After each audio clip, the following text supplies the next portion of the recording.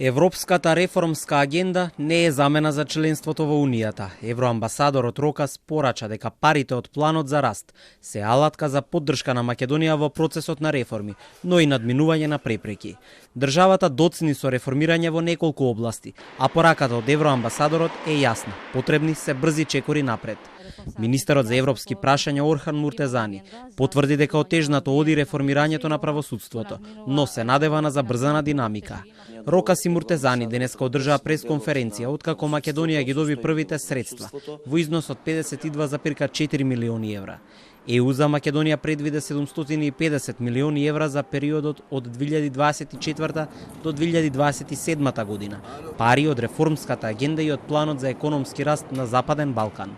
Земјата има обврски со тие средства да спроведе реформи, за да се приближи кон европското семејство. Јас би рекол две области во кои што треба да се фокусираме најмногу, тоа е владењето на правото, клучна компонента за се, а другата е јавната администрација, односно реформата во јавната администрација. Потребна ни е компетентна јавна администрација, која што ќе може да ги спроведе сите реформи. Но во делот на владењето на правото работиме навистина напорно, знаеме дека тоа е голем приоритет, стагнираше во изминативе неколку години, па затоа треба да имаме конкретни чекори напред и да ги имаме многу скоро. Конкретна европска перспектива за граѓаните и за економијата. Министерот Муртезани вака го опишува планот за раст на ЕУ.